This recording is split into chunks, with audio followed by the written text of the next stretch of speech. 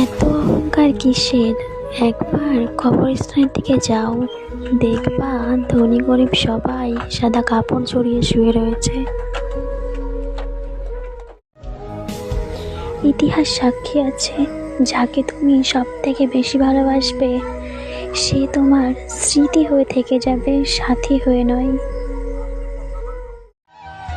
ভালো, আমিও বেসেছিলাম। রাত, আমিও জেগেছিলাম। ছিল এমন কেউ যার জন্য গভীর রাতে আমি কেঁদেছিলাম। ঠকে গিয়ে নিজেকে মানিয়ে নিতে শিখেছি, কিন্তু কোনোদিন কাউকে ঠকাতে শিখিনি।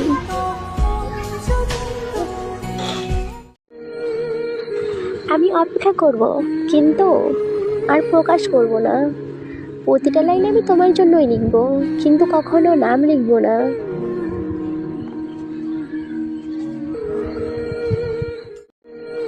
ভুলে যাওয়ার সাধ্য নেই, ফিরে পাওয়ার মতনও ভাগ্য নেই।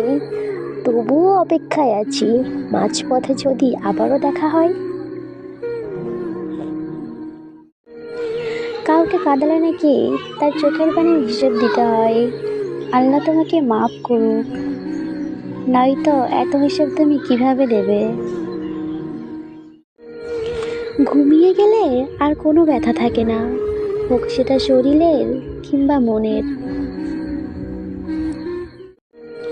চেহারা বা সৌন্দর্য কোনো কিছুই ম্যাটার করে না, যেখানে ভালোবাসা মেলে ওইখানেই শান্তি খুঁজে পাওয়া যায়।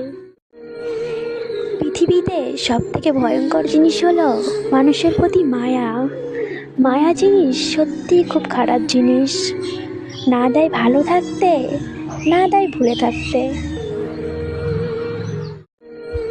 আজ ভালোবাসি, কাল ভুলে যাব, এমন ভালোবাসা আমি বাসি না।